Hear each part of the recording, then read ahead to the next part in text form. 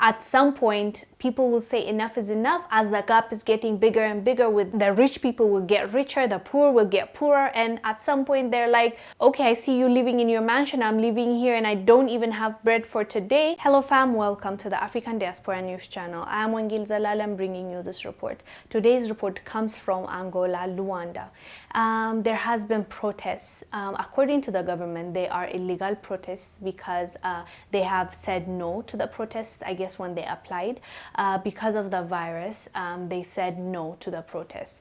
But they went ahead, the opposition party as well as people, the youth, went out protesting, and they did not listen to the government when they said, do not go out and protest. The reason why they are protesting is because of unemployment, the cost of living has gone up, and also because of the virus, there has not been election, so they are asking for that. Let me read for you the article, we'll come back and discuss. So over 100 people were arrested because they went out and protested, and I'm sure not all of them were violent, not all of them burned down their flag and all of that, but you know, by all means necessary, the government didn't want them to go out and protest. They are using the excuse of the virus, and I don't know how accurate that is. Usually, like I've noticed, it's not just in Africa, it's also in America. When there's rallying, there's when it comes to politics and people supporting somebody or protesting, they have no issues in saying, okay, go ahead and protest, even though there are like 200, 300 people right there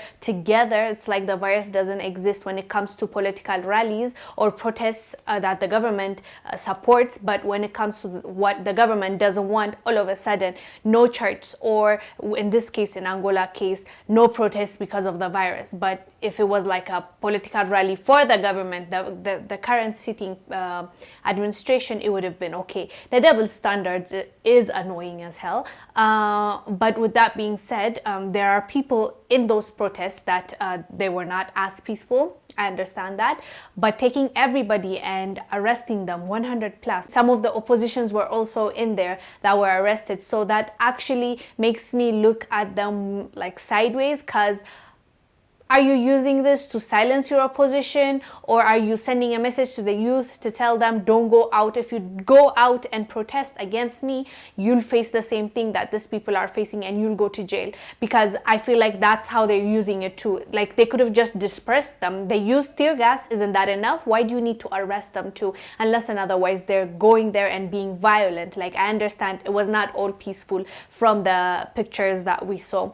But at some point, you know, people will get tired of this nonsense, this dictatorship, and the reason why they went out to the streets is because of corruption. They're saying there's corruption. They're saying that the living cost is going up in Angola and the election has been pushed, so they want a fresh person in there trying to help them out, the mass, the population, not just, you know, a few people helping a few pockets. So I understand where the frustration is coming from the youth, and I get it. And unfortunately, it looks like that's our only hope, to say no and like raise our fists somehow. Like it doesn't seem to get like through with this powerful people. They don't get negotiation. They don't get like proper communication and democracy and how it should go, and election without any fraudulent situation going on. Just speak the honest truth and do the right thing for your people. And at some point, people will say enough is enough, as the gap is getting bigger and bigger. With the rich people will get richer, the poor will get poorer, and at some point they're like, okay, I see you living in your mansion, I'm living here and I don't even have bread for today, and you're taking money that was supposed to be for me. So I understand how that can change somebody's way of thinking, even if you're a decent human being. If you see your people starving and you see no hope, and the other person, when they're supposed to serve you, they're actually stealing from you, I understand where that anger is coming from. So I just have to say the Angolan government need to now think about it, because I know they arrested 100 people now, but tomorrow somebody else will get up. They have to release these people at some point, and the next election, hopefully they will like hold a fair election, and the Angolan people can actually vote who they want to be in that place of power and leadership. Anyways, guys, do let us know down below what your thoughts are about this protest and the government arresting the youth as well as the opposition party. Let us know down below. I am Wongel Zelalem bringing you this report. I'll see you on the next one. Bye.